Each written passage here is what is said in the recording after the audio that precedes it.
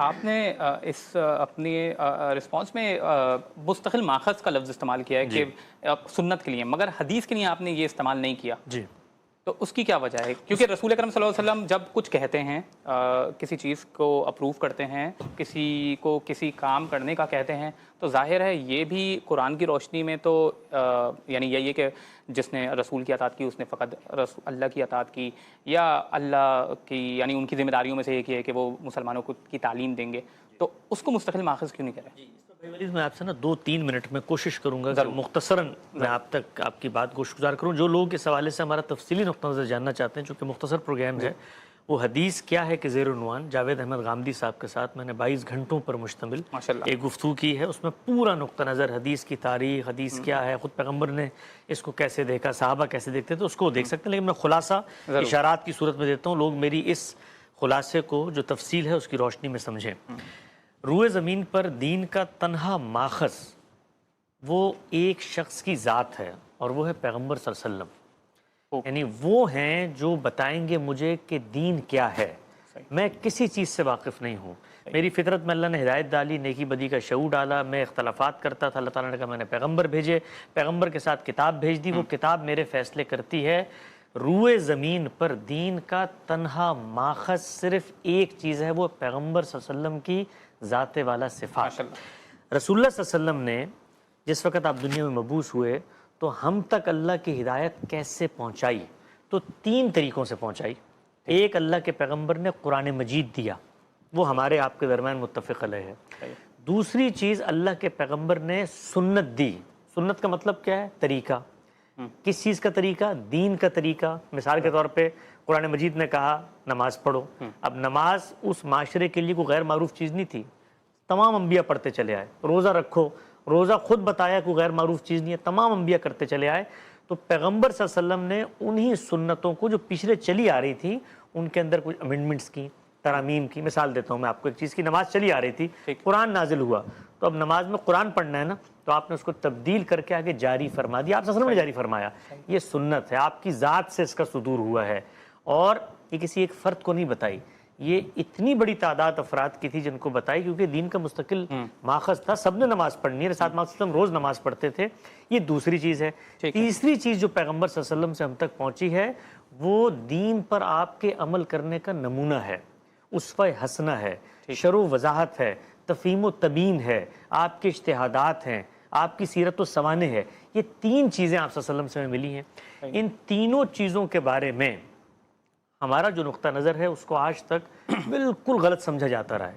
یعنی لوگ یہ سمجھتے ہیں کہ آپ جس وقت سنت کو حدیث سے الگ کرتے ہیں تو یہ حدیث کا انکار ہو گیا. یہ ہرگز ایسا نہیں ہے. یہ صرف کیٹیگرائزیشن کا فرق ہے. یعنی سنت دین کا مستقل بذات ماخذ ہے، رسول اللہ صلی اللہ علیہ وسلم نے اس کو جاری فرمایا، وہ نسلوں میں جاری ہوا، اجماع اور تواتر سے پہنچا. اس میں کسی ایسی تاریخی روایت کا محتاج نہیں ہوں کہ جہاں سے جا کر میں تحقیق کر کے اخذ کروں گا کہ میرا دین تھا کیا. یہ آپ صلی اللہ علیہ وسلم نے کر دیا، یہ امر واقعی ہے، اس سے کسی کو اختلاف نہیں ہے. ہمارا پورا علمی ذخیرہ اسی کو بیان کرتا ہے. آپ امام شافعی سے لے کے ابن عبد البر کو اٹھائیں، شاطبی سے لے کے شاہ ولی اللہ کو اٹھائیں، سب یہ بتاتے ہیں کہ رسول اللہ صلی اللہ علیہ وسلم نے یہ جو دین کا حصہ ہے سنت کا، اس کو اجماع اور تواتر سے منتقل کیا. اگلا جو سوال ہے جس سے تھوڑا سا عمومی اختلاف نظر آتا ہے، اور حقیقت میں وہ اختلاف بھی نہیں ہے، وہ یہ ہے کہ وہ پھر سنت کی 2 قسمیں کرتے ہیں. وہ کہتے ہیں یہ جو سنت ہے جو آپ بیان کر رہے ہیں، اجماع اور تواتر، اس میں نماز، روزہ، زکوٰۃ، حج سب شامل ہے، یہ ایک قسم ہے سنت کی. یہ جو دوسری چیزیں تاریخ کی، اس کو کیا کیٹیگرائز کرنا ہے، کیا لیبل دینا ہے، تو وہ کہتے ہیں اس کو سنت کی دوسری قسم بنا لیں. ہم یہ کہتے ہیں کہ جب آپ اس کو سنت کی دوسری قسم بناتے ہیں تو اس سے خلط مبحث پیدا ہوتا ہے، اس لیے کہ وہ اجماع اور تواتر سے آ رہا ہے. یہ لوگ اس کو بیان کر رہے ہیں، اپنی ایما پہ بیان کر رہے ہیں، اس کا اہتمام رسول اللہ نے کیا ہے. یہاں پہ لوگوں کا انیشیٹو ہے کہ میں نے ایک بات سنی، روایت بالمعنی کے اصول پہ لوگوں کو پہنچا دی. یہ اس وجہ سے ہم یہ تقسیم نہیں کر رہے ہوتے کہ یہ حدیث ضمنی ماخذ سے آ گئی، تاریخی ماخذ سے آ گئی، نہیں. یہ علم اور عقل اور صحیح طریقے سے دین کو پیش کرنے کا تقاضا ہے، یہ پریزنٹیشن کا ہے. اس میں پھر ہم یہ بتاتے ہیں کہ یہ جو حدیث ہے یہ رسول اللہ کی تاریخ ہے، یہ روایت بھی قرآن کی شرح و وضاحت پر مبنی ہے، لہٰذا اس میں کوئی الگ دین بیان ہی نہیں ہوا.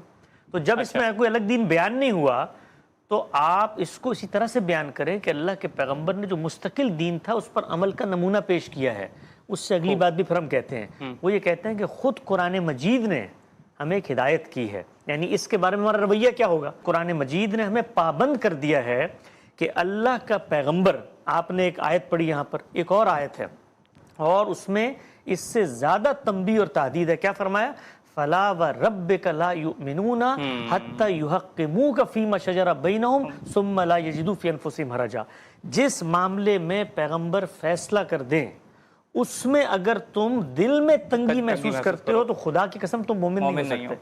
تو اب پیغمبر کا کوئی فیصلہ مجھ تک آ گیا، ظاہری بات ہے پیغمبر میرے سامنے موجود نہیں ہے، آپ آ کر بتاتے ہیں، کوئی دوسرا عالم آ کر بتاتا ہے جی فلاں نے فلاں سے سنا تھا، تو میں پہلا کام کیا کرتا ہوں؟ قرآن میں یہ کام نہیں کرتا، سنت میں یہ کام نہیں کرتا، تحقیق کا، تصدیق کا۔ چنانچہ ہمارے علم نے وہ کام کیا۔ کبھی آپ نے سنا کہ ہمارے علماء نے کہا ہو جی قرآن ان راویوں سے آئے، ان پر جر و تعدیل کرتے ہیں؟ نہیں، حدیث میں وہ کام کرتے ہیں۔ کیوں؟ اس لیے کہ تاریخی نوعیت سے ذخیرہ منتقل ہوا ہے۔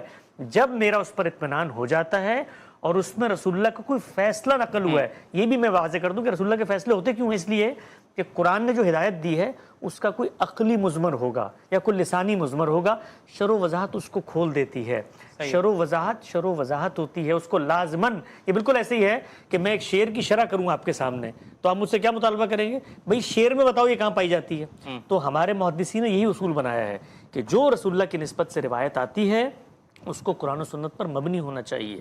تو ہم ان تمام روایات کو، جو ذخیرہ ہمارے سامنے آیا ہے، اس کو ماننا، اس میں رسول اللہ کے جو فیصلے موجود ہیں اس کو ایمان کی بنیاد سمجھتے ہیں، اور ان سے سر منہ انحراف کرنا یہ حدیث سے انحراف نہیں ہے، یہ رسول اللہ صلی اللہ علیہ وسلم اور قرآن مجید سے انحراف ہے۔ تو خاتمہ میں جملہ بس آپ سے کہہ دوں کہ حجیت حدیث کی جو پوری بحث پیدا ہوتی ہے یہ ہمارے نقطہ نظر کو بالکل سرے سے نہ سمجھنے کی وجہ سے پیدا ہوتی ہے۔ میرے ایک نقطے کی میں بس وضاحت کر دوں یہاں پہ، اللہ تعالیٰ کے پیغمبر دین ہمیں خبر واحد کے ذریعے دیتے ہیں، اس سے آگے بڑھ کر مخطوطات پہ لکھ کر پتھروں کے اوپر کندہ کر کے دیتے، ہم اس سے دین حاصل کرتے۔